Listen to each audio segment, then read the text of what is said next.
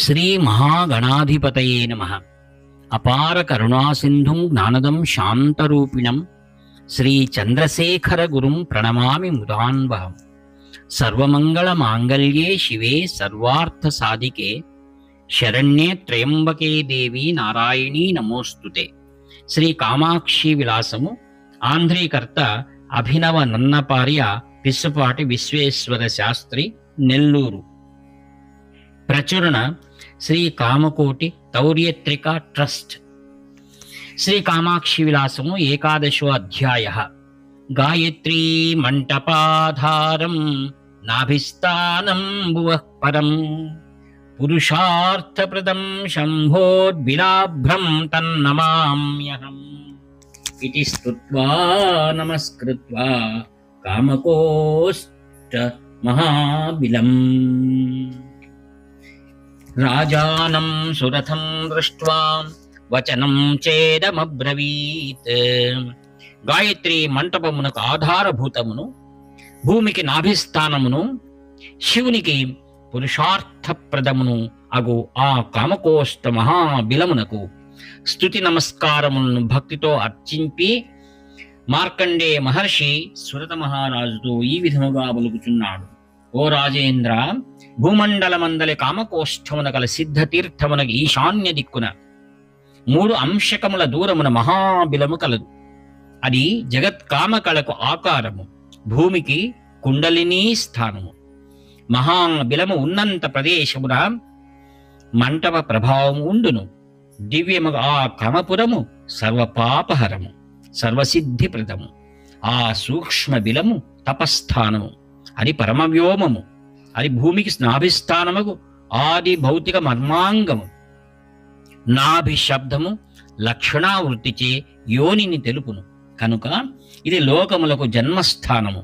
అది ఏ సాక్షాత్ పరబ్రహ్మముకు శివునకు శరీరము. అది శ్రీపురమునకు, త్రిమూర్తులకును, దిక్పాలకులకును, దిక్కులకును, సర్వలోకములకును, మేరు శైలమునకును, గోరూపిణియకు భూమికి గల శరీరములకు జన్మ మార్గము. అది భూమికి యోని, మహాబిలము, సర్వకారణము, దేవస్వరూపము, చిరాకాశము, కామకోటి సంజ్ఞకము.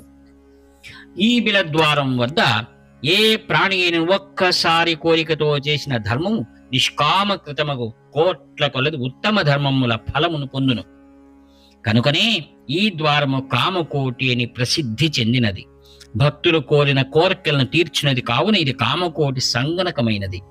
మరియు ఆకాశం శరీరం బ్రహ్మ అను వేదవాక్యముచే ప్రతిపాదితమును, నాద సమేతమును, బిందు సంగనకమును అగు ఆ బ్రహ్మము కాంచీపురమున బిలరూపమున ప్రత్యక్షమై ఉన్నది.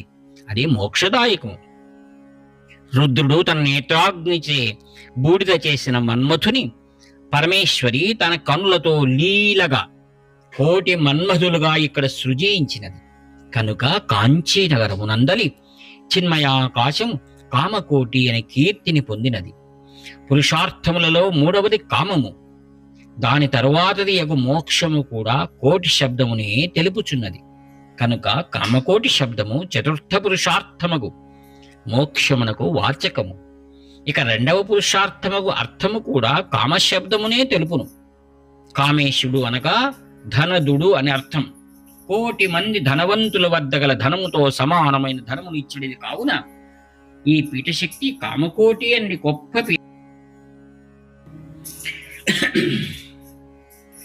మొదట ఇది లింగహీనుడైన శివునకు తృతీయ పురుషార్థమైన కామదండమును వసగినది. రాజా, పూర్వము జరిగిన ఆ చరిత్రను నీకు తెలిపెదను వినుము. శివునకు మునుల శాపమున లింగనాశనము, కామకోటి బిల ప్రవేశం వల్ల మరలా లింగోత్పత్తి జరుగుటేను బంధకాసుర వర్ణనము వినుము. ఓ రాజేంద్ర, ఒకసారి శివుడు దారుకావనమునందరి మునులను అనుగ్రహింపదలంచి జగన్మోహనముగు జంగమ వేషమును వేసుకుని దారుకావనమున ప్రవేశించి మోహితులైన మునిభద్రులతో రహస్య క్రీడలు జరుపుచుండగా అది గ్రహించిన మునులు ఆగ్రహముతో శివుని లింగహీనుడవగుము అని శపించింది. అంత శివుడు లింగహీనుడయ్యను. పిమ్మట కైలాసమునకు వెళ్లి పార్వతితో నివసించుచుండెను. ఆ సమయమున బంధకుడు అను రాక్షసుడు ఘోరమైన తపస్సు చేసి బ్రహ్మను మెప్పించి ప్రపంచముండునంత వరకు తాను చిరంజీవిగానే ఉండవలవినను వరమును పొంది ఆ వర బల గర్వములతో రాక్షస గణములతో సకల లోకములను జయించి పిమ్మట కైలాసమునకు వెళ్లి శివునితో యుద్ధము చేసి వాణ్ణి జయించి దేవతలతో కూడా మహాదేవుని కైలాసమును వెడలగొట్టి ఆ ఈశ్వరుని ఆసనమును అధిష్ఠించి రాక్షస గణములతో అక్కడనే నివసించుచుండెను. అప్పుడప్పుడు తన రాక్షస గణములతో సకల లోకములను సంచరించుచూ బాహుబల గర్వములతో దేవతలను, ఋషులను, సామాన్య ప్రజలను బాధించుచుండెను.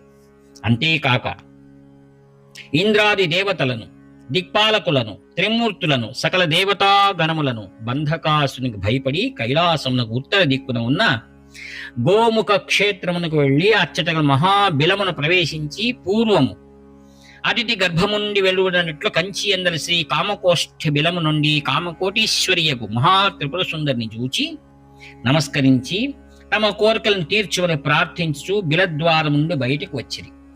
అచ్చట లింగముతో కూడిన శివుని చూచి ఆశ్చర్యపడి లింగ ప్రాప్తి బిలమహాత్యమును తెలుపుమని శివుని ప్రార్థించిరి. అప్పుడు శివుడు ఈ విధముగా నేను, ఓ దేవతలారా, ఈ భూమి బ్రహ్మపుత్రి, ఇది గోరూపముతో ఇప్పటికి సకల జగత్తును ధరించి ఉన్నది.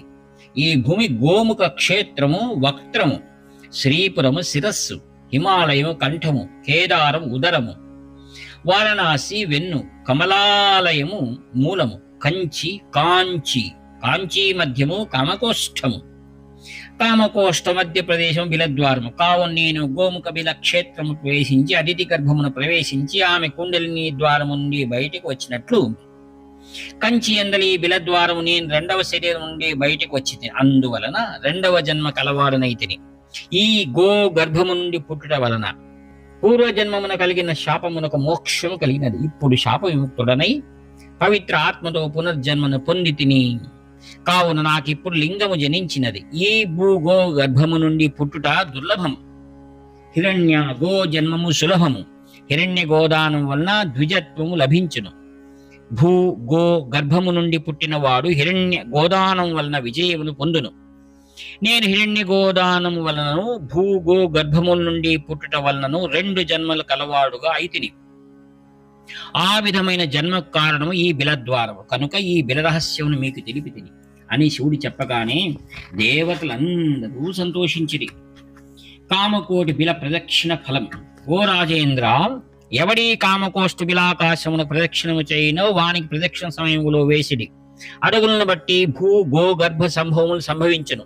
కనుక కాంచీపురం నివాసించి చెందడి వారు ప్రతిరోజు లేక 15 రోజులకు, నెల రోజులకు లేదా పక్షములో సగమునకు ఒక వారము లేనిడల ఆ వారంలో సగము రోజులైనో బిల ప్రదక్షిణము చేసినచో ముక్తులగుదురు. లేని ఎడల భగవంతుడైనో గార్ధవ జన్మమును పొందును అని తెలిపిరి.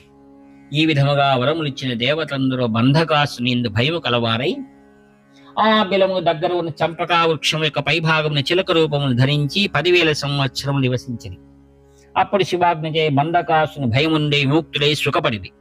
అందుచే ఇచ్చటగల గొప్పదైన బిలాకాశమును ప్రదక్షిణము చేసి అనేకులు ముక్తిని పొందిరి.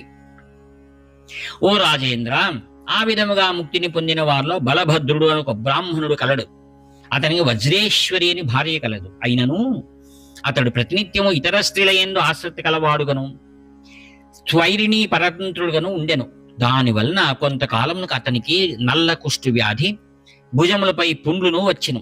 సుఖ వ్యాధులు వచ్చి రోజు రోజుకు అతని కామదండము క్షీణింపసాగెను. ఆ ద్విజుడు ఆ వ్యాధి తగ్గుటకై యోగ్యులకు బ్రాహ్మణుల గో భూ హిరణ్యాధికములను ఎన్నో దానములు చేసిను. పలు విధములకు ఔషధములను సేవించెను. ధనము ఎక్కువగా ఖర్చు పెట్టిన, అయినను వ్యాధి తగ్గలేదు. ఇట్టి సమయంలో ఒకనాడు ఒక ద్విజుని వలన కామకోష్ఠ బిల మహాత్యమును విని అచ్చటికి వెళ్లి 1 నెల ఆ బిలాకాశము ప్రతిరోజు 108 ప్రదక్షిణములు చేయగా అతనికి సకల వ్యాధులు నశించి ఆరోగ్యం చేకూరెను. పిమ్మట బలభద్రుడు తన దేశమునకు వెళ్లి కుమారులు, మనమలను, ధనధాన్యాదులను, సంపదలను కలిగి గృహస్థ సంబంధములైన ఐహిక సుఖములను అనుభవించి కొంతకాలమునకు మరణించెను. వెంటనే దేవీ దూతలు వచ్చి విమానంపై అతన్ని కూర్చుండబెట్టుకుని దేవీ లోకముకు తీసుకువెళ్లి దేవీ పాదముల వద్దకు చేర్చిరి. మానవులకు బిలాకాశ ప్రదక్షిణ మోక్ష సామ్రాజ్యదాయకము. ఓ సురత భూపాల, రహస్యము ఈ బిలాకాశ ప్రభావము నీకు చెప్పి తిని. ఎవడు ఈ అధ్యాయమును పఠించుట గాని వింట గాని చేయునో వానికి బిలాకాశ ప్రదక్షిణ ఫలం వచ్చును. ఇది అభినవ నన్నపార్య బిరుదభాసుర విశ్వేశ్వర విద్వత్ కవివర ప్రణీతంబును శ్రీ మార్కండే పురాణాంతర్గత శ్రీ విద్యాఖండస్తంభును అగు శ్రీ కామాక్షి విలాసమున బిలాకాశ ప్రకాశనము అను ఏకాదశ అధ్యాయం సంపూర్ణం. వ్యాఖ్యాత మీ ప్రియమిత్రుడు నివర్తి నాగభూషణ శర్మ. హర హర శంకర జయ జయ శంకర, హర హర శంకర జయ జయ శంకర, హర హర శంకర జయ జయ శంకర. 7483229249